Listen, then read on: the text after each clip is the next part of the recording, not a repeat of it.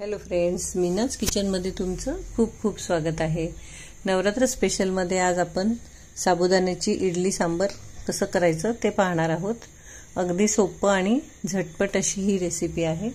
नेहमीप्रमाणे आपण साबुदाणा धुवून घ्यायचा आहे आणि त्यामध्ये मीठ टाकून थोडंसं मिक्स करून घ्यायचं आणि साबुदाणा बुडेल इतकं पाणी टाकून ते 3 ते 4 तास भिजवण्यासाठी ठेवून द्यायचं आहे।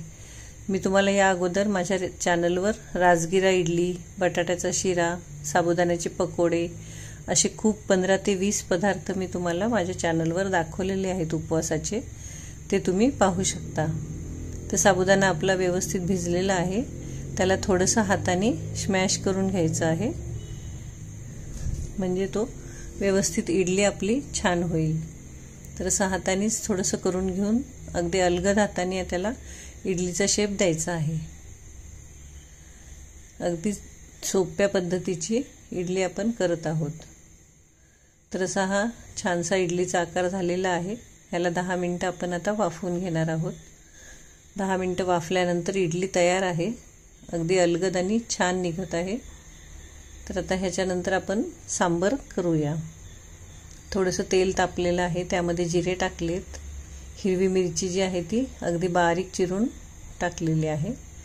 नंतर त्यामध्ये आता टोमॅटो प्युरी टाकून घ्यायची आहे। काही जणांना टोमॅटो चालत नसेल तर तुम्ही त्याच्याऐवजी बटाटा उकडून त्याचं एकदम व्यवस्थित स्मॅश करून घ्यायचं आहे आणि काही फोडी टाकायच्या आहेत, त्याचं सांबर केलं तरी चालेल।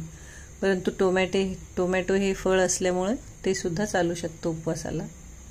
थोडंसं मीठ आणि साखर हे चवीपुरतं टाकलेलं आहे आणि उकडून बटाट्याच्या बारीक बारीक फोडी करून त्या सुद्धा मी टाकलेल्या आहेत। आता पाणी टाकून छानशी उकळी आणून घ्यायची आहे।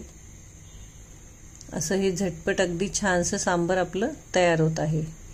एक उकळी आल्यानंतर आता आपण त्याला सर्व करणार आहोत। 2 इडल्या घेतलेल्या आहेत, त्यावर आता सांबर सर्व करूया। खूप टेस्टी आणि छानसं गरमागरम इडली सांबर तयार आहे। तर ही रेसिपी तुम्ही नक्की ट्राय करा आणि मला कमेंट करा। आणि अशाच माझ्या वेगवेगळ्या रेसिपीसाठी तुम्ही माझ्या चॅनलला सबस्क्राइब, लाईक आणि शेअर करा।